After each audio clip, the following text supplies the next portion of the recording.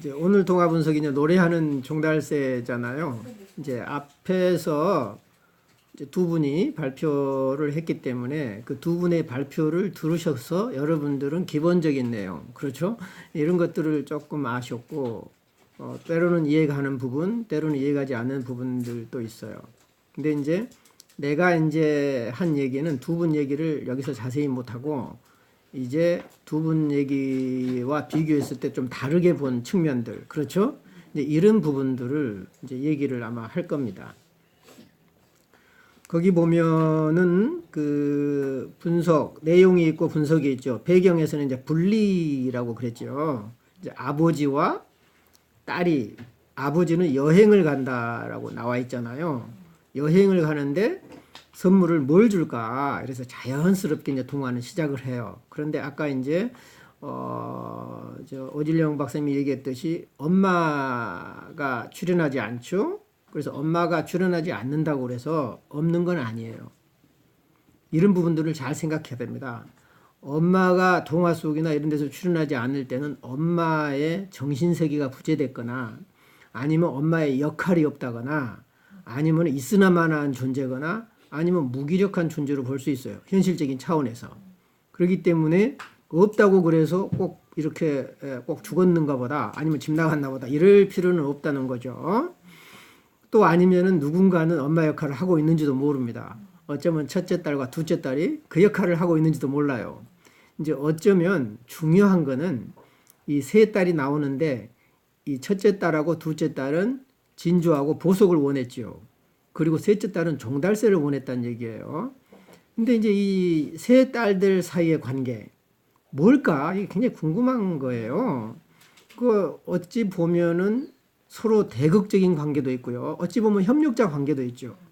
어쩌면 그런 여기 지금 노래하는 종달새에 나오는 전반적인 그림자의 역할이 그래요. 그 그림자의 어떤 여기 공주도 그렇고요. 어쩌면은 공주는 어쩌면 그 셋째 딸의 그림자처럼 보이잖아요. 그러면서도 굉장히 반대하고 둘의 결합을 방해하는 것처럼 보이지만 결국 또 도와주는. 그러니까 이제 어쩌면 우리가 가지고 있는 그림자, 열등감이라든가 우리가 알 수 없는 나의 인격의 어두운 면들은 내 발목을 잡기도 하지만 그것 때문에 내가 성장하고 또 극복하는 생명력을 또 얻는 이런 계기가 되는 거죠. 이런 과정을 보여줘요. 오히려 굳이 말한다면 그림자에 가깝다. 이 부분은. 왜냐하면 대조적인 면에서 첫 번째하고 둘째 딸은 이랬는데 셋째 딸은 이랬다. 그럼 뭐가 다른 거냐? 진주하고 보석은 무생물이에요. 그리고 종달새는 생명이에요.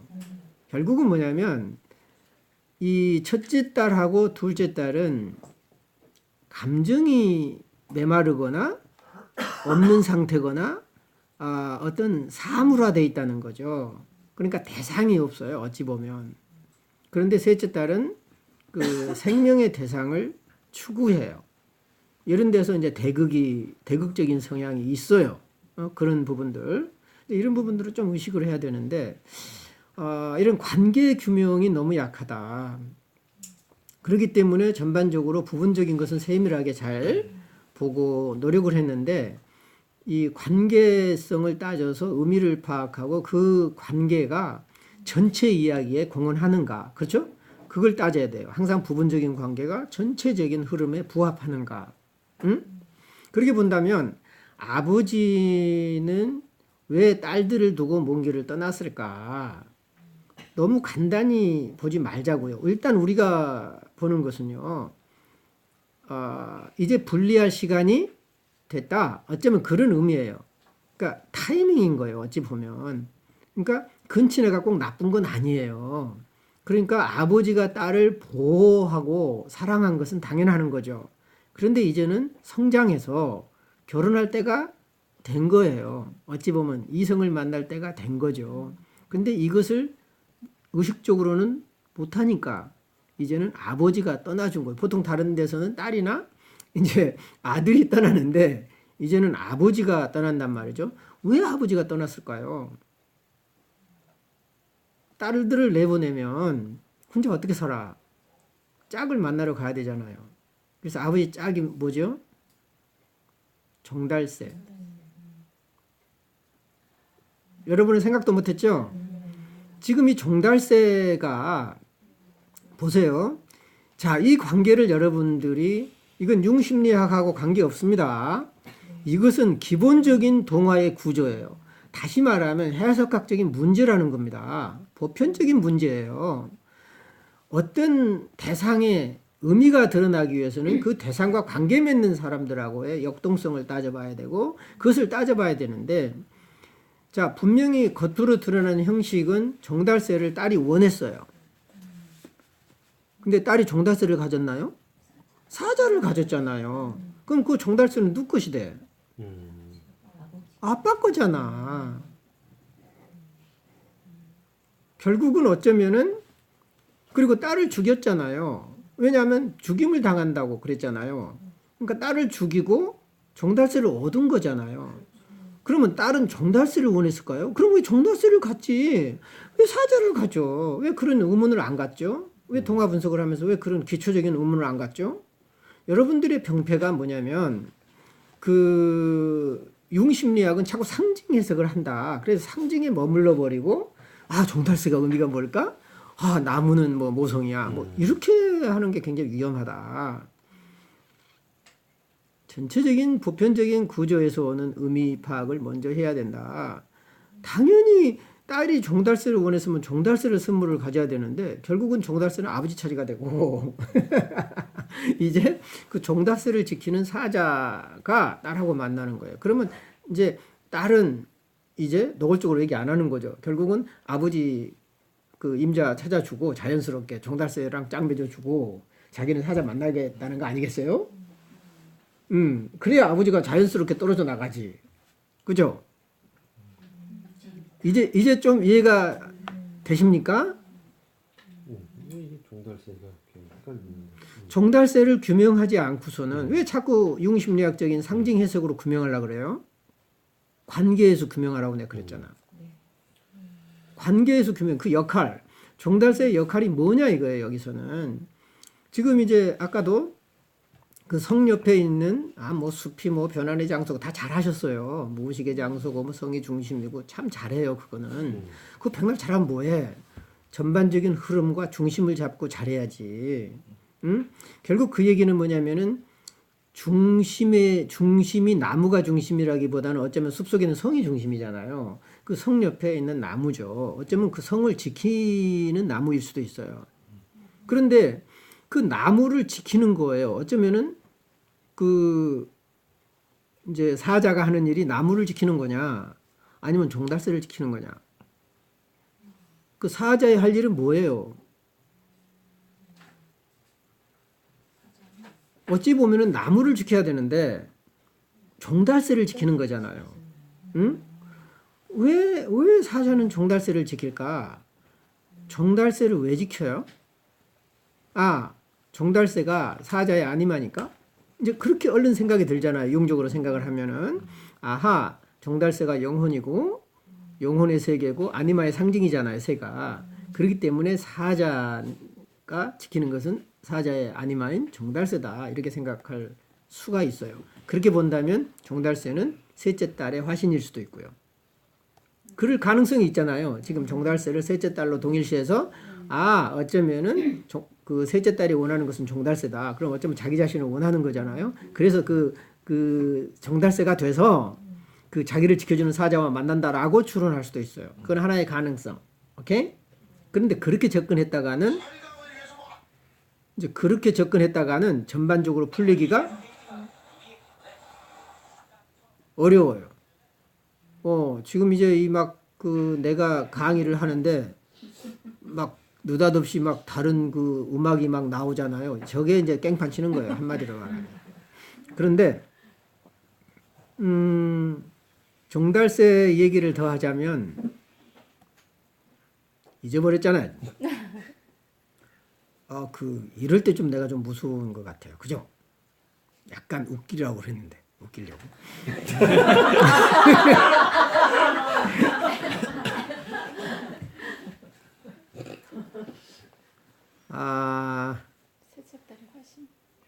셋째 딸의 화신으로 보면은 이야기는 재미가 없어요. 왜냐? 지금 결국은 딸이 종달새를 원한 것 같지만은 사자를 원했거든요. 그러면 사자는 나무를 지키고 또 종달새를 지키기 때문에 모성원형에 사로잡혔다고 하는데 무슨 근거로? 나무를 지키는 것이 모성원형에 사로잡혔나요? 아니면 종달새를 지키는 게 모성원형에 사로잡혔나요? 나무를 지키는 것만으로는 모성원형에 사로잡혔다고 말할 수는 없죠. 오히려 나무를 지키는 거죠. 그런데 종달새를 수호하는 거예요. 지키는 거예요. 그러면 반대로 얘기하자면은 사자는 종달새를 지키는 것이 아니라 종달새에 사로잡혀 있어요. 꼼짝 못하고 지킨다는 명분 아래. 아들이 엄마를 지킨다는 명분 아래 결혼도 안 해. 모성 컴플렉스에 사로잡힌 거예요. 이제 현실적으로 얘기하니까 그거 아시겠죠? 사자가 종달새를 지키는 것은 자기 아니마를 보호하는 게 아니야. 엄마의 화신인 종달새를 이제 아버지인 그 아빠한테 넘겨야만 해방이 되고 셋째 딸을 만날 수 있어, 아니마를. 순서가. 오케이? 그래서 왜냐하면은 거기서 첫 번째 이제 그 종달새를 넘겨준 대신에 보상이 첫 번째 마중 나온 사람을 내 아내로 맞이하겠다는 거 아니었어요? 이것이 이제 성경에 보면은 입다의 딸 얘기죠. 전쟁에서 승리하고 돌아오면 맨 처음 나를 맞이한 사람을 제물로 바치겠다.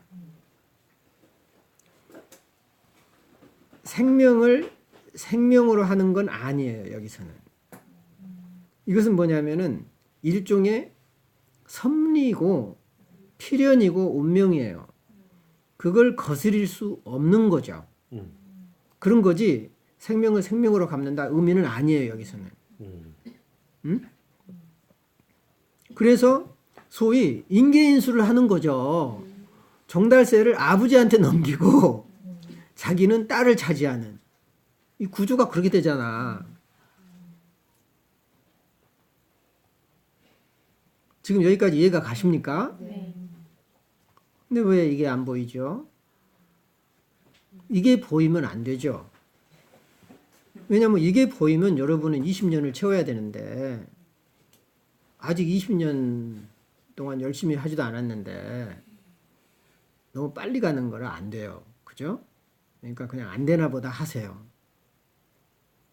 얘기하니까 그런가 보다 하지 이게 보일 수가 없죠. 이런 구조, 전체적인 구조를 본다라고 하는 것은 전체성을 보는 능력이거든요. 전체성을 보는 능력을 키워야 돼요, 우리는. 그게 소위 융이 말하는 정신의 네 가지 기능 중에서 직관하고 연관되어 있어요. 직관은 어느 정도 타고나요. 그런데 이 직관력은 공부한다고 되지 않아요. 세상의 사물을 볼 때도 우리나라도 그러잖아요. 막 진보 보수 싸우고 뭐 어떨 때는 뭐 말도 안 되는 얘기하고 막 이해도 안 되는 얘기하면서 소리 꽝꽝 치고 요즘은 국회에서 얘기하는 거면 국회의원인지 무슨 조폭인지 뭐 아니면 무식한 어떤 뭐 장돌뱅이가 얘기하는지 뭐 이해할 수가 없어요. 그런 사람들을 우리가 뽑아놔 또. 너무 재밌는데 근데 그런 것들을 어쩌면 부분적으로 볼 것이 아니라 전체적인 우리나라의 상황, 역사, 사회적인 배경 속에서 조명을 해야 되는 거야. 쟤 나쁘다, 난 야당이야, 난 여당이지. 이런 거 할 필요 없다는 거죠, 어찌 보면. 그 전체적인 시각에서 부분을 본다라고 하는 것은 직관력과 연계돼 있어요. 그래서 그 직관력을 키우는 것은 뼈를 깎는 아픔을 동반해요. 절대 공부한다고 되지 않아요. 직관이라고 하는 것은. 어느 정도 타고나는데 그 어느 정도 타고난 것을 내가 극복하려면 보통 노력으로는 안 되는 거예요. 노력도 많이 해야 되지만 직관력을 키우는 훈련을 해야 된다는 거죠. 다시 말하면 그 전체성을 보는 훈련, 자꾸 훈련을 해야 돼요. 자꾸 훈련을 해야 돼요. 그렇지 않고 프로이트 공부할 때는 프로이트만 봐. 대상관계 이론 뭐 멜라니 클라인만 할 때는 멜라니 클라인 보고 딴 사람 안 봐. 또 융을 공부할 때는 융만 봐. 하나하나 볼 때는 알겠는데 프로이트를 보면서 융을 같이 읽는 법은 절대 못해. 융을 보면서 또 정신분석을 생각할 수는 없어. 혼란스러우니까. 신경질 나. 답답해. 그리고 정리가 안 돼. 그러나 그런 연습을 해야 된다는 거죠. 응? 그래야 전체를 보고 평가하는 거예요. 내가 공부하는 게 제대로 제 길을 가고 있는가. 아니면 편협한 사고에 빠져버리지는 않나. 종달새를 본다 그러면 종달새만 들이다 파봤자 안 돼. 종달새 주변에 있는 존재들을 봐야죠. 관계성을 봐야죠. 그죠? 그래서 이제 어쩌면 아버지하고 딸의 분리는 결국은 아버지 원형에서 그죠? 이제 아니무스로 이제 리비도의 변환이 일어나고 이제 바꿔지는 그런 과정이 있는 거죠.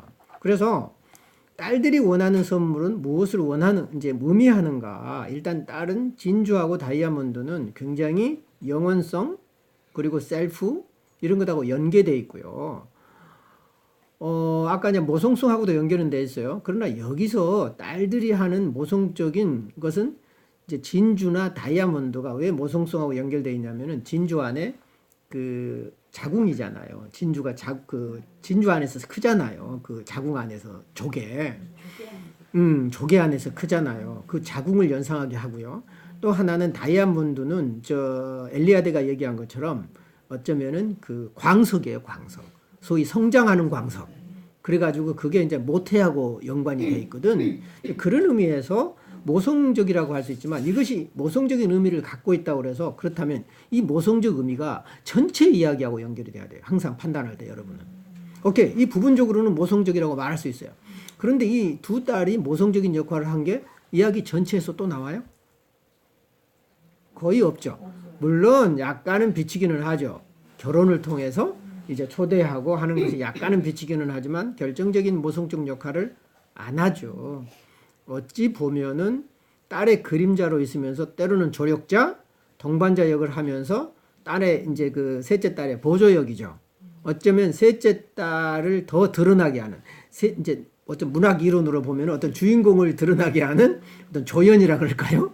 이제 그런 역할을 이제 이 두 딸들은 할 수 있다. 그래서 이제 둘은 사물이라고 하는 것은 감정이 배제된 상태죠. 근데 딸은 감정의 세계를 원하는 거죠. 그러니까 어쩌면은 정서적인 그래서 에로스의 방향으로 간다라고 하는 것을 우리는 짐작할 수 있어요. 그러면서 이제 진주 다이아몬드는 이미 완성된 구조고 진주나 다이아몬드는 더 이상 변화 가능성은 없어요. 불변이고 고착이고 또 영원성, 또 딱딱함, 또 단단한 이런 의미도 있겠죠. 딸이 원하는 것은 종달새가 아닌 종달새를 지키는 사자라는 게 주목하자. 이런 부분들은 굉장히 중요한 얘기죠. 그리고 사자는 결국은 어떤 존재일까? 결국은 이제 사자 입장에서 보면 아니마를 만나는 거지만 딸의 모성성, 어쩌면 딸이 종달새를 원했던 것은 그 모성적 성향을 원했을 겁니다, 아마. 비록 아버지에게로 갈 대상이지만 그 모성성을 또 딸이 또 원해야 되거든요. 그래서 어쩌면은 딸의 모성성, 즉 여성성 회복을 위한 안내자로서 등장한다, 사자는. 그런 식으로 우리가 얘기할 수 있고요. 결국은 종달새라고 하는 것은 어떤 새로운 남성성으로 인도하는 영혼이고 어쩌면은 딸의 어머니, 아버지의 아니마로 얘기했어요. 그러니까 어쩌면은 이제 그 사자를 붙들고 있는 존재인 거예요. 사자를 붙들고 있는 여성이죠. 그러니까 어쩌면 모성이죠. 그렇지만 결국은 그 모성이 분리됨으로 인해 가지고 그 사자로 하여금 아니마를 찾아갈 수 있도록 또 도와주는 역할도 하는 겁니다. 그래서 이제 어머니 모성 기능의 부재로서 결핍된 상황과 세 딸과 아버지로 등장하는데 결국은 이제 아까 얘기했듯이 새로운 모성성이 등장을 할 테고요. 그리고 새로운 부성성, 그건 아니무스로 나타나겠지. 그래 탄생을 예고하는 겁니다. 결국은 아버지와 딸들 사이에 근친애가 이제 소멸될 거다. 이제 그래서 이제 딸들의 결혼은 그런 의미가 더 커요. 어쩌면은 두 딸들의 결혼은 특별한 의미라기보다는 아버지하고의 결별, 이제 근친애의 종말, 이제 이런 의미가 더 가까울 거다. 그래서 남성성 결핍에 대한 보상을 예고하는 거다. 그래서 이제 어쩌면은 이제 숲속 중앙의성은 정신의 중심이고 일종의 자기의 집으로 말할 수도 있겠죠. 중심. 성 옆에 나무가 이제 모성 원형이에요. 어쩌면. 그래서 이제 나무 자체를 지키는 거는 그거는 사로잡힘으로 볼 수는 없다. 세 번째 이제 보면은 이제 그 나무 위의 종달새를 나는 이제 모성적 아까 말한 대로 이제 모성적 여성 영혼으로 봤고요. 또 이렇게 볼 수 있어요. 그 나무를 이 모성 원형으로 볼 수도 있지만 남근으로 볼 수도 있어요. 어쩌면은 그 남근 위에서 남근을 지배하는 그리고 그 나무는 그 사자의 화신인 아들의 화신 남근의 어쩌면 상징성으로 그 나무로 드러날 수 있다. 이거 그냥 이건 조심해야 됩니다. 왜냐하면 나무를 남근으로 보는 것은 주로 프로이디안들 정신분석 이제 학파에서 많이 얘기하기 때문에 융학파에서는 좀 거부하는 경향이 있지만 그렇지 않아요. 때로는 나무가 남성성을 의미할 때도 있기 때문에 그래요. 그 주변에서 그런 건 이제 뭐 어떤 이론이 중요한 게 아니라 그 이야기 자체에서 우리가 이제 해석을 하면 된다는 거죠. 그래서 그 남근, 우뚝 솟은 남근, 남성성을 지배하는 여성성, 이것은 미분화된 원시적 여성성으로 나타나죠. 종달새라고 하는. 그런데 이제 여기에 이제 셋째 딸의 대극적 이미지, 어쩌면은 이것이 이제 만약에 셋째 딸하고 연계돼 있다면 아까 말한 대로 이제 셋째 딸의 그림자 역할을 충분히 할 수 있겠다. 이제 이런 얘기를 합니다. 그다음에 이제 하인 아버지는 이제 그림자면서 동반자 역할을 하는 거고요. 대리인이면서 또 사자는 아직은 분화되지 않았다. 이렇게 얘기하지만 또 하나는 뭐죠? 분화되지 않은 원시적 아니무스이고 중요한 거는 모성 컴플렉스에 사로잡힌 모성에 그러니까 마법에 걸렸다고 나오잖아요. 사자가. 그 마법이 바로 모성 컴플렉스에 사로잡혔다 뜻입니다. 이것을 단순히 여기 사자를 동물적이고 원형적이고 원시적으로만 하면 안 된다는 거죠. 이 이야기 속에서는. 이게 이제 바로 이야기 속에서의 그 사자의 의미가 일반적 의미를 넘어서는 거죠. 오케이? 그거를 못 배우면 안 풀려요. 그래서 전체 이야기는 뭐냐면 딸은 부성 컴플렉스에 사로잡혔고 사자는 모성 컴플렉스에 사로잡혔어요. 이 둘이 만날 때 어떻게 될까가 핵심이에요. 이야기는. 다시 말하면 둘 다 환자예요. 환자가 환자를 치료하죠. 놀라운 지금 치료의 원리를 제공하고 있어요. 우리는 보통 알기를 환자는 건강한 사람을 만나서 치료받는다 생각하잖아요. 근데 융심리학에서는 치료자를 뭐라 그러냐면 상처받은 치유자라 그러거든. wounded healer. 그래서 상처받은 치유자 원형이 치료를 하는데 치료자가 아파야 되는 거예요. 아픈 치료자. 이것이 이제 전형적인 아픔이 있는 아파하는 치료자의 전형적인 상징이 샤만이에요. 샤만. 이 무당은 무병을 알아야 돼요. 무병을 앓지 않고서는 무당이 될 수 없어. 치료자가 될 수가 없어. 그래서 어찌 보면은 그런 어떤 사제면서 치유자인 그런 원형이 우리 안에 있을 때 치유자면서 상담자가 될 수 있다는 거죠. 그래서 이제 여기 보면은 사자는 모성 컴플렉스에 사로잡혔는데 어떻게 부성 컴플렉스에 사로잡힌 여성을 구원하느냐. 동시에 구원하는 거예요. 그러니까 부성 컴플렉스에 사로잡힌 세 딸이 사자를 구원하고 사자는 또 딸을 구원해요. 마치 상담자가 내담자를 구원하고 내담자가 상담자를 구원하는 것과 같아요. 놀랍죠? 이렇게 하니까 사랑 같아. 그렇게 말씀하세요. 사랑. 거기에 꽂혔구나. 감동받았어. 야, 이 그대는 감동받기 되게 어렵잖아. 그지? 근데 오늘은 또 감동을 좀 받네. 그래서 어쩌면은 이제 그 처음 나온 딸 사람을 내가 이제 가지겠다. 어쩌면 희생제물 죽여도 상관없고 어찌 보면은 내 소유를 하겠다는 거예요. 어쩌면 아버지의 운명과 딸의 운명이 아까 동일시라는 얘기를 했죠. 이 동일시가 컴플렉스의 핵심이거든요.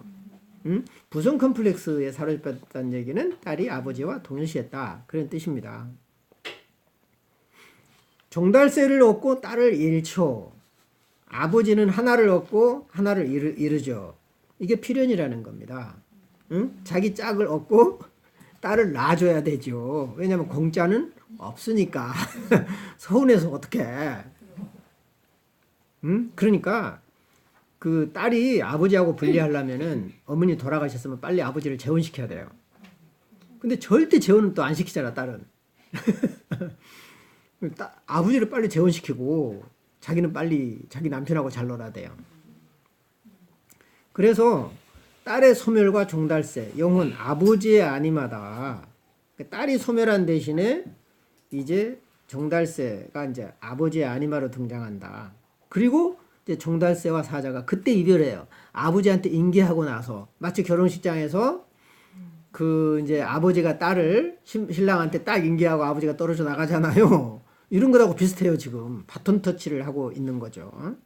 그래서 종달새와 사자의 이별은 모성 컴플렉스가 극복되는 과정을 보여주고 결국 막내딸과 사자의 필연적인 만남은 결국은 어떤 근친에 있는 모성 컴플렉스, 부성 컴플렉스인 주체인 아버지의 도움이 있다. 그죠? 그래서 종달새와 사자의 관계는 막내딸과 왕자의 관계로 승화되죠. 이게 이제 리비도의 변환으로 드러나는 거다. 오케이? 그 다음에 전개는 연합이죠. 그렇다면 이제 Q1, question 1 항상 이제 이 퀘스천을 잘 제시를 해야 돼요. 막내딸과 왕자가 만나야 할 이유가 뭐냔 말이죠. 왜 만나야 돼? 근데 그것을 너무 쉽게 얘기하지 마세요. 뭐 자는 뭐 아니마나 아니무스를 만나야 뭐 전체성에 이르고 이런 얘기 하지 말어.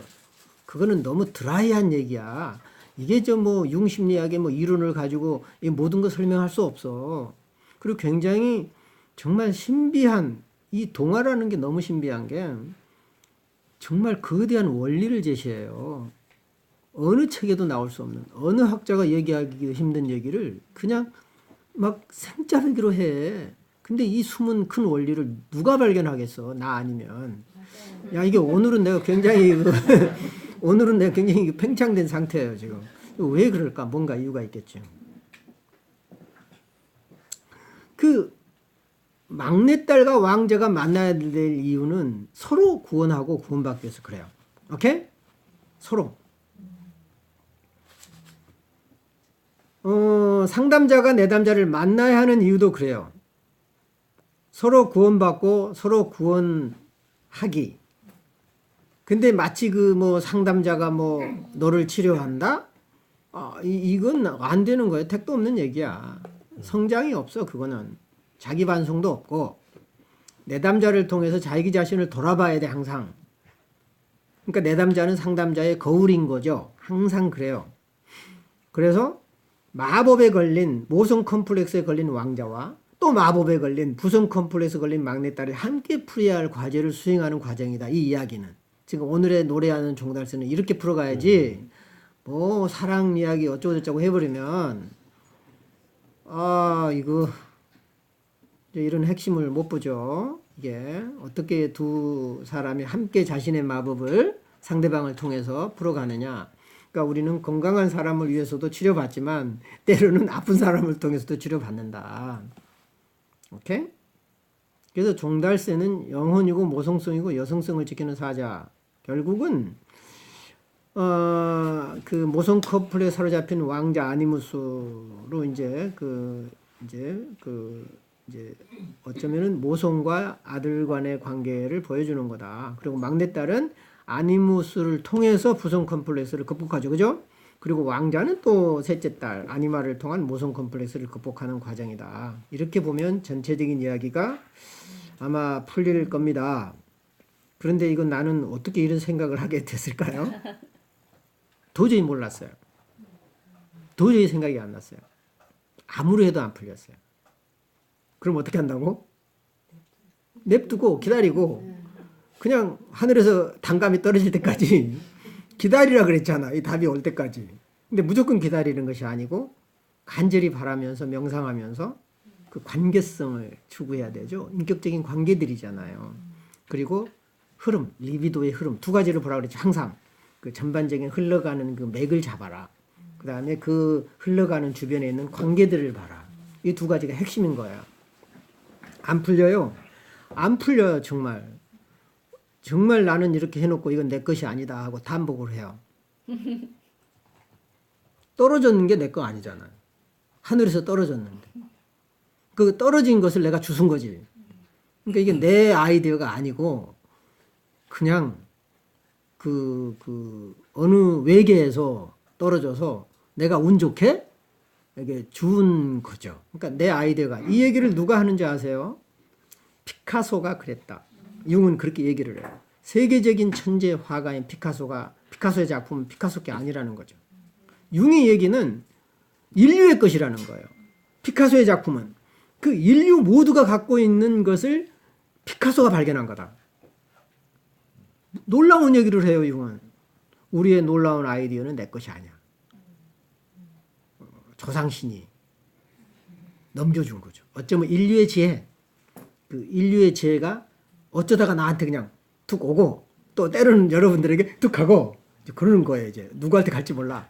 그러나 이제 그 확률이 많은 사람이 있어 좀. 그래서 밤의 소녀를 만난 왕자는 아직 의식화되지 않은 아니무스겠죠, 그죠? 그래서 밤이 활성화된 상태로 볼 수도 있어요. 밤이 주로 활동을 하고 낮이 자는 것은 밤이 활성화됐다는 얘기는 무의식적인 활동이 더 활성화되어 있다는 거죠. 아직은.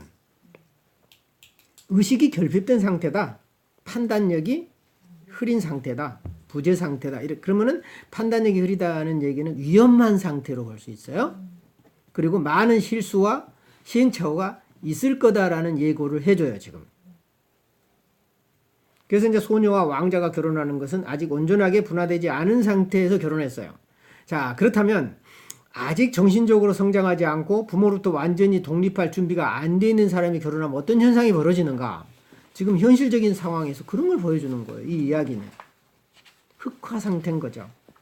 그래서 큰언니가 진주를 원하고 막내딸이 그 막내 어찌 보면은 이제 두 번째가 이제 진주와 보석을 원했다라고 하는 것은 어쩌면은 큰언니는 굉장히 그 팽창된 상태예요. 큰언니하고 둘째는.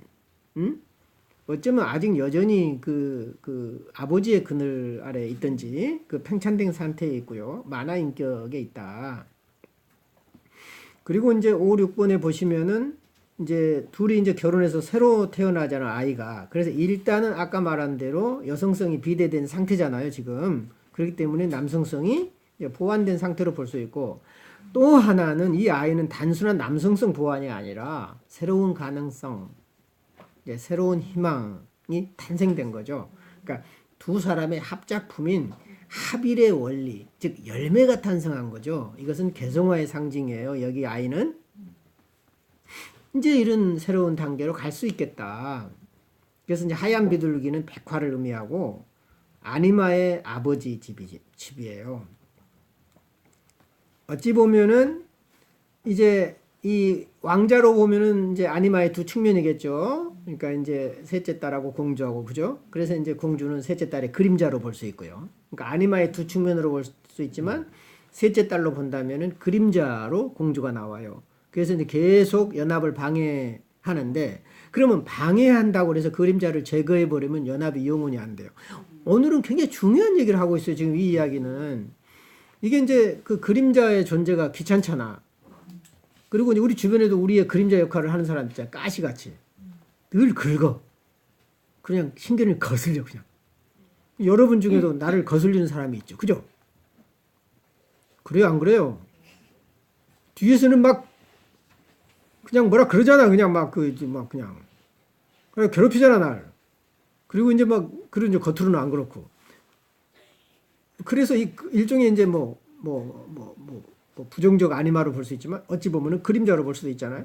그러면 이제 이 그림자를 제거한다고 해서 내가 다 풀리냐? 그렇지 않아. 그 그림자가 결국은 이제 통합으로 가는 이제 역할을 해주는 거죠. 그래서 여러분들은 그림자 역할을 많이 해야 돼요. 그죠? 교수님을 위해서요? 그래요. 나를 위해서 많이 해주고 괴롭혀야 돼요. 그냥 이유 없이 괴롭혀야 돼. 그냥 뒤에서 씹어대고 그냥. 그래서 아니마의 아버지 집, 공주의 아버지예요. 그죠? 아니마의 아버지 집에서 걸린 마법이에요. 부속 원형에 사로잡힌 아니마, 공주죠. 또 그 세 번째 딸도 부속 원형에 사로잡혔죠. 그래서 둘이 같이 동일시돼 있어요. 부속 원형에 사로잡힌 아니마로부터 분리 작업을 예고하는 거다. 이제 그래서 이제 사자에서 비둘기로 가는 것은 어떻게 해서 분리되느냐? 그 두 아니마로부터 분리되고 분별력이죠. 어찌 보면. 그리고 어쩌면은 이전에는 사자를 나는 본능에서 뭐 육체 이탈로 보지 않았어요. 사자를 나는 무엇으로 봤느냐면 이성의 상징으로 봤어요. 그리고 비둘기는 에로스의 상징으로 본 거예요. 그래서 그 사자는 킹, 왕권이거든요. 왕권의 상징이고 태양의 상징이에요.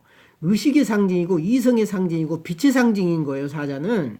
이걸 왜 자꾸 그 동물적 그 본능으로만 가? 그래서 그 어쩌면 그 사자가 이성의 상징이고 의식화의 상징이라면은 에로스는 감성의 상징이고 어쩌면 무의식적인 측면이 더 강하다는 얘기죠. 그래서 비둘기는 사랑의 상징이거든. 에로스의 상징이고 아프로디테의 상징이란 말이에요. 그래서 어쩌면은 지성적이고 감성적인 것에서 어떤 이제 지성적인 측면에서 감성적인 측면으로 이제 보완해 나가는 이제 그런 차원에서 이제 비둘기로 변한 거다. 이제 그래야만 이제 그 여성과 에로스로 만나는 거죠. 이제 그 사랑을 맺을 수 있는 능력이 생겨요. 붉은 피와 흰 깃털이 이제 백화와 적화로 봤어요. 물론 희생이고 생명을 의미하고, 물론 뭐 깃털 자체가 태양을 의미하는 과정도 있지만, 결국은 여기서 말하는 것은 연금술로 말하면 백화와 적화 과정으로 가는 과정이고, 실현과 단련 과정이다. 철저하게 막 왕자를 뭐 쫓아가다가 놓치고 한다라고 하는 것은 하나의 과정인 거예요. 어떤 불완전한 결혼에서 온전한 결혼. 대부분 다 불완전하게 결혼하죠. 그래서 뭐 한 5년 동안을 들이다 싸우죠. 뭐 저도 그랬는데 심각하게 싸웠어요. 한 5년 동안은. 근데 이제 막 그 5년 이후에는 이제 많이 정리가 됐어요. 그래서 분리 훈련하는 거예요. 서로 놓치고 일종의 적절한 그 거리감. 분리라고 하는 것은 떨어지는 걸로 생각하면 절대 안 돼요. 적절한 거리감이에요. 분리는. 너무 가깝게 가지도 않고 너무 멀리 떨어지지도 않아요. 분리하면 우리는 완전히 헤어지는 줄 아는데 아니야. 그 멀리서 바라보는 거예요. 그리고 필요할 때만 가까이 가서 볼일 보고. 무슨 볼일인지 모르지만 하여간 적절히 봐야 돼요. 아시겠어요? 적절히 이제 볼일 보고 또 떨어지고. 여러분들은 해석을 잘해야 돼, 참. 그래서 해와 상자는 나는 그렇게 봤어요. 물론 이거를 해와 이제 그러니까 어찌 보면 해님에게 작은 상자를 얻었잖아요. 이것을 상자는 모성이고 해는 남성이다. 이렇게 보면은 어울리지가 않아요. 그러니까 어찌 보면은 해와 상자는 짝이에요.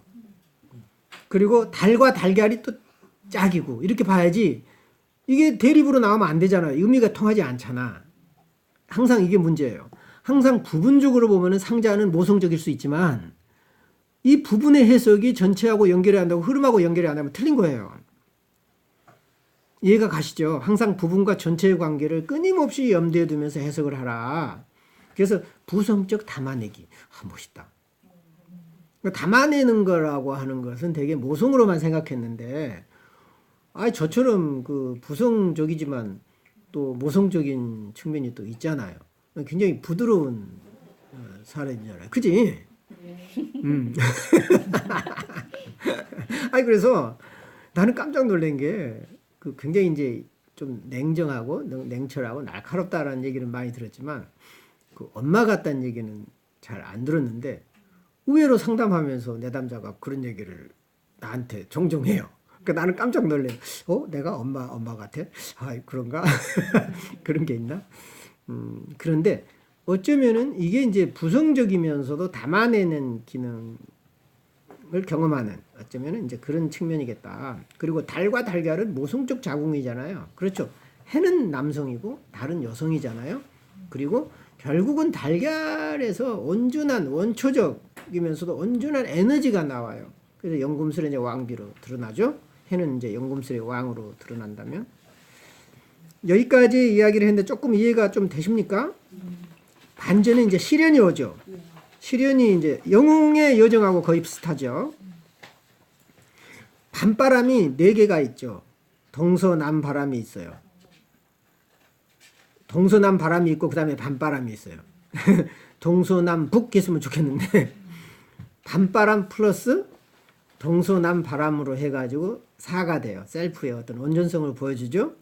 이제 바람, 영, 정신, 온전한 정신으로 이제 어쩌면 이들의 도움을 받아요. 어쩌면 셀프의 도움을 받는 거죠. 전체성의 도움을 받는 거예요. 이제 남바람, 사자가 하얀 비둘기가 되고 7년 후에 변화돼서 또 사자로 이제 가는 어떤 리비도의 변환이 있고요.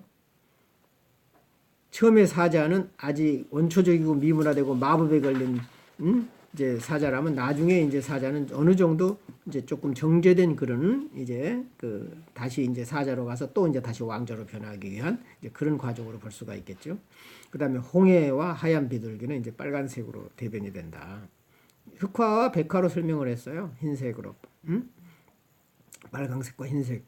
사자는 지성이고 비둘기는 에로스다. 그래서 리비도의 변환이 일어난 거다. 그리고 이제 마법에 걸린 공주를 부성 컴플렉스 사로잡힌 공주로 내가 봤고 결국은 왕자는 왜 마법, 부성 컴플렉스에 걸린 공주, 즉 아니마와 싸워야 하는가. 이제 이게 이제 상당히 재밌어요. 부성 컴플렉스 걸린 공주라고 하는 것은 부정적인 아니마예요. 그죠? 그래서 그 부정적인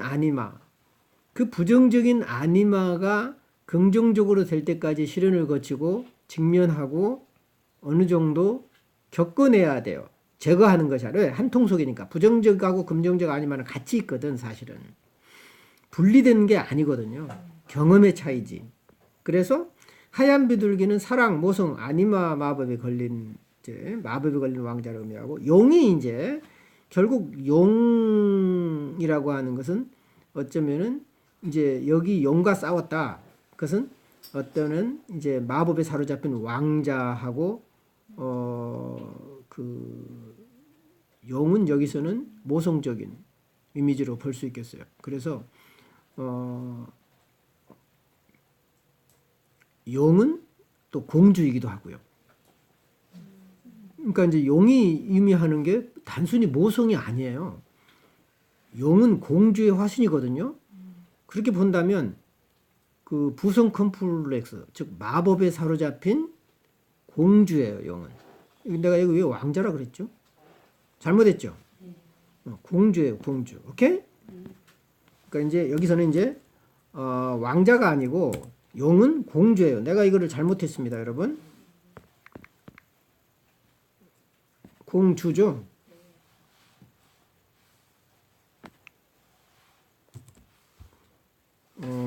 그래서 그 왕자의 마법은 모성 컴플렉스 사로잡힌 거고 공주의 마법은 부성 컴플렉스 사로잡혔기 때문에 함께 풀어야 할 과제다. 그 얘기를 하기 위해서 내가 했는데 좀 잘못 여기서 썼네요, 내가. 응? 공주예요, 그죠? 그래야 될 것 같고요.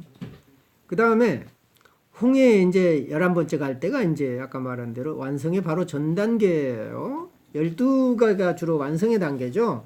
뭐 이렇게 달이 다 차는 그런 거고. 그래서 갈대로 영을 극복한다는 얘기는 갈대가 약함의 상징이라면 결국은 그림자가 강하죠. 굉장히. 그러니까 어쩌면 그림자를 극복하는 거예요. 이제 공주 3번째 딸로 보면 그림자지만 또 왕자로 보면 부정적인 아니마겠죠. 그렇죠? 그러니까 이제 부정적인 아니마와 그림자는 늘 연합해요. 또 부정적인 아니무스와 그림자가 늘 연합하고. 그래서 이제 굉장히 강력하게 나오는 거죠. 그래서 막내딸 대신에 이제 마법에서 해방된 공주가 먼저. 이건 재미난 거예요. 공주를 먼저 구하거든요. 어쩌면은 막내딸이 마법에서 해방돼야 되는데 공주가 해방된다는 얘기는 그림자가 먼저 해결이 돼야 돼요. 그림자 해결이 없이 자아가 해결되지 않아요. 지금 이 과정을 지금 보여줍니다. 지금 치료의 과정을 지금 보여주는 거예요. 우리가 어떻게 상담했을 때 그 그림자 부분을 어떻게 해결할 거냐. 그런 연후에 어떻게 자아의 부분을 또 접근할 거냐. 이런 부분을 보여주는데 왕자와 용은 공주면서 또 막내딸이기도 해요. 그지? 막내딸의 그림자예요. 용은 물론 용 자체는 모성적이지만 여기서는 이제 막내딸의 그림자로 나타나고 공주로 나타나고 결국은 부성 컴플렉스에 사로잡힌 거고 결국은 아니마의 부성 컴플렉스다. 그래서 이제 왕자와 용의 이렇게 대결하는 건데 결국 그 얘기는 부성 컴플렉스로부터 막내딸을 해방시키는 과정에서 그림자와 먼저 화해를 하고 처리를 해야 된다. 그래서 공주가 등장해요. 그래서 이제 왕자와 공주의 혼인이 먼저 일어나는 거죠. 왕자와 막내딸의 그림자와 연합하는 거예요. 그러니까 공주는 막내딸의 그림자죠. 그래서 이제 막내딸의 그림자와 연합을 한 거고, 그 다음에 결국 그 얘기는 뭐냐면 이것은 아니무스와 그림자가 처음에는 연합을 하는 것하고 똑같다. 그러면 처음에는 폭발적인 정동이 일어나요. 위험하죠. 위험하지만 그 위험한 단계를 거쳐서 이제 자아를 이제 대면할 수 있는 힘이 생긴다는 거예요. 우선 처음에는 위험하게 나타나지만 잘못하면 이제 그 용에 의해서 공주까지 죽임을 당할 수가 있으니까 굉장히 위험한 거죠. 그래서 햇님 이것은 부성 원형을 통해서 연합의 수단을 획득하는 거고 결국 이제 처음에는 이제 예복을 탐낸 공주 허락을 받아서 막 갔지만 왕자랑 결합을 못 하잖아요. 그래서 계속 시도해도 실패해요. 어쩌면 개성화의 과정이 단번에 이루어지지 않는 것을 보여줘요. 처음에도 그 비둘기 해가지고 계속 실패하고 막 못 쫓아가고 그런 경험이 있다가 이제 마지막에 또 다시 중심에 이르는데 또 거기에서 이제 또 실패하고 결국 그런 거죠. 이제 그 우리가 분석했던 마지막 그 꿈에서 그 융이 이제 지성소까지 최고 높은 데까지 갔더니 다윗의 그 이제 장군인 우리아의 방에 있다는 걸 내가 이제 자기의 그림자다 그런 얘기를 했잖아요. 그런 것처럼 그 뭐 우리가 뭐 어떤 개성화의 완성이라고 하는 건 없죠. 그래서 모성적 온전성의 상징들이 나오는데 달이 준 알. 이게 이제 모성적인데 굉장히 온전한 거죠. 거의 셀프와 가까운 그 셋째 딸로 보면은 자기예요. 거의 그 달과 알은 그죠? 그래서 12병아리와 어미닭 또 공주를 허락을 얻어서 왕자와 동침한다라고 하는 것은 그림자와 화해했다. 이렇게 볼 수가 있죠. 결국은 공주의 허락을 얻어내는 거는 우리는 그림자의 허락을 받지 않고서는 자아가 할 수 있는 게 없어요. 우리 자아의 의지대로 할 것 같죠. 그림자가 허락을 해야 돼요. 그래, 내가 잠깐 너로부터 조금 떨어져 있어 줄 테니까 한번 해봐. 그러나 언젠가는 또 갈 거야. 그러니까 그림자가 떨어질 수 없잖아요. 자아하고 한 몸인데. 근데 당분간 이제 그림자가 허용을 해야 되지 않겠어요? 그지? 그러니까 우리 의지대로 된다 생각하지 마. 어쩌면 우리가 불편해하고 내세우기 힘들어하고 창피하게 여기는 우리의 열등의식이라든가 이런 것들이 허용을 해줘야, 다 허용한다는 얘기는 내가 그걸 수용해야만 자아의 힘이 생긴다는 거예요. 그것을 극복해 버리려고 하면 안 돼. 아, 난 그래 뛸 때 하구나. 난 그래 최선을 다했지만 여기까지야. 다음에 더 얻어지는 것은 덤이고 그렇지 않겠어요? 아, 난 최선을 다했는데 여기까지야. 그 다음에 얻어지는 건 덤이야. 난 안 될까? 그 안 되는 것은 어쩌면 그림자하고 연계돼 있는데 그래서 이겨버리려 그러지 마. 그냥 그래 여기까지 그냥 같이 해준 것도 고마워. 오케이? 그래서 이제 공주는 막내딸인데 일종의 아버지는 마법사고 부성 컴플렉스의 원인이로 작용을 하고 있습니다. 공주의 아버지 마법사가 있는 성에서 결국 탈출하죠. 두 번째 이별인 거예요. 처음에는 어떤 실질적인 아버지로부터 분리했으면 두 번째는 부성 컴플렉스와 이별하는 이제 이런 놀라운 일이 벌어진다는 거죠. 일단 아버지하고 분리됐다고 해서 부성 컴플렉스를 극복한 건 아니죠. 그죠? 결말은 통합. 독수리는 일종의 통찰력, 분별력이면서도 어쩌면 내가 이제 왜 정달새가 독수리가 됐을까? 어쩌면은 정달새는 아들을 붙잡고 있는 사로잡고 있는 모성인데 이제는 이들을 지켜주는 모성이라는 측면으로 봤어요. 응? 새라고 하는 영혼의 측면에서 본 거예요. 응? 통찰력과 분별력이 있는 모성성, 여성적 혹은 그 어떤 정신 내 영혼 그렇게 봤고 결국은 이제 전체성을 회복한 거다. 그래서 종달새가 덕수리로 간 것은 리비도의 변환이고 결국 나무의 변환이다. 결국 종달새가 되어서 사자를 사로잡은 모성 원형의 부정적 측면이 밤나무가 된 거다. 그리고 독수리를 보호함으로써 밤나무가 되어 독수리를 보호한 거죠. 처음에는 이제 결국은 이제 나무가 종달새하고 한 통속으로 본다면 그 이제 나무도 이제 부정적인 모성 원형이지만 그렇게 보기는 내가 조금 어렵다고 그랬죠. 그러나 거의 한 통속으로 볼 수도 있어요. 또 한편으로는. 근데 이제 이것이 나중에는 밤나무가 된다는 얘기는 처음에는 어찌 보면은 종달새와 하나 돼서 사자를 붙잡고 있었다면 이제는 그 밤나무가 돼서 독수리도 보호해 주잖아요. 그 영혼을 보호해 줘요. 그리고 이제 막내딸과 왕자를 지키는 양육적이고 보호적인 모성 원형으로 변환한 거다. 또 다른 해석이 가능하겠어요. 그죠? 그러면 이제 종합 분석을 보면 부성 컴플렉스에 사로잡힌 막내딸은 자연적인 모성, 즉 여성성을 회복하기 위해서 노래하는 종달새를 원해요. 처음에는. 그지? 그러나 아버지의 아니마인 종달새는 사자, 미분화된 아니무스를 사로잡고 있는 부정적 모성 원형으로 남아있다. 본 동화는 종달새와 막내딸의 교환, 죽음과 희생, 그리고 재생을 통해 사자는 모성 컴플렉스로부터 해방되고 막내딸은 부성 컴플렉스로부터 해방되는 과정을 보여준다. 함께 극복하는 거죠. 그래서 모성 컴플렉스는 건강한 여성성, 즉 아니마를 통해 극복되고 부성 컴플렉스는 건강한 남성성, 아니무스를 통해 극복됨으로써 전체 인격의 통합을 이룬다. 이걸 표로 만들어 봤어요. 여성의 부성 컴플렉스가 어떻게 극복되느냐. 첫 번째 1단계. 아버지로부터, 현실적인 아버지로부터 분리되는 거죠. 분리되면서 아버지에게 선물을 줘야 돼요. 아버지의 아니마, 종달새를 제공하고 사자를 얻어요. 지금 상담할 때 잘 활용하시기 바랍니다.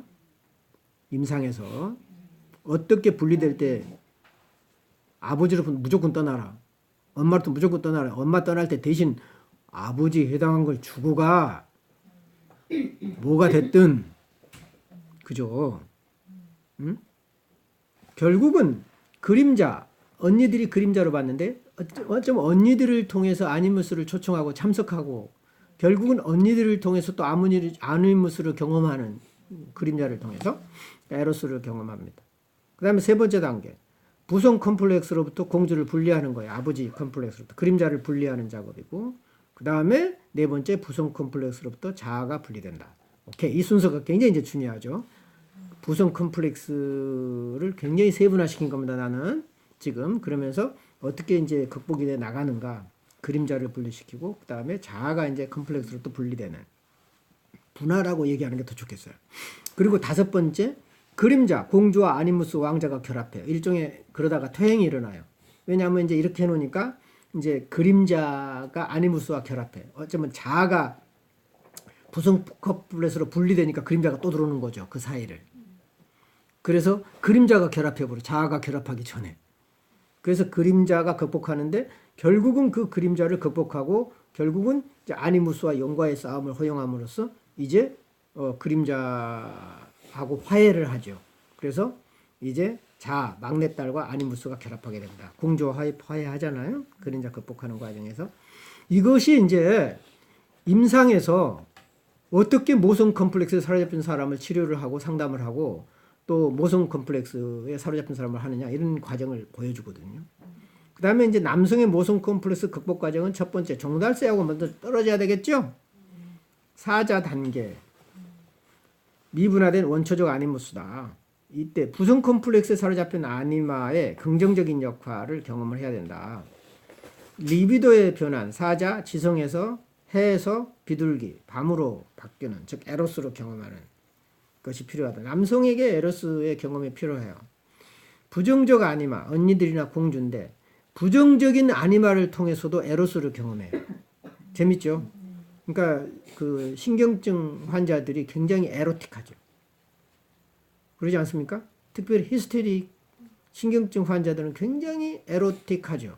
그래서 그 에로스 경험이 없는 사람은 그런 그 신경증 환자들로부터 그 에로스 경험을 그 감정을 좀 배울 필요가 있죠. 진실하진 않지만 약간 그 거짓된 에로스지만 그래도 그 에로스를 배우는데 도움이 돼요.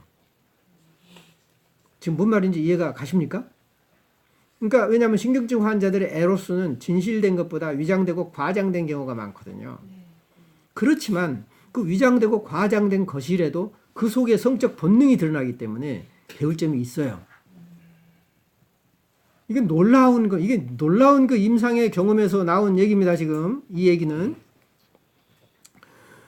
그리고 이제 이제 두 번째는 아니마의 그림자, 즉 부정적 아니마를 볼 수 있죠. 공주와 연합하고 세 번째 먼저 이제 부정적인 걸 경험해야 돼요. 처음부터 바로 갈 수는 없어요. 그다음에 부정적 아니마 영과의 투쟁을 거쳐서 그다음에 그래서 이제 부성 컴플렉스 사로잡힌 아니마를 공주를 극복하고 긍정적 아니마의 막내딸을 만나는 거죠. 그죠? 그다음에 다섯 번째 부정적 아니마 공주를 통한 긍정적 아니마와의 합일. 그림자를 통한 부정적 아니마를 통해서 긍정적인 아니마를 경험한다.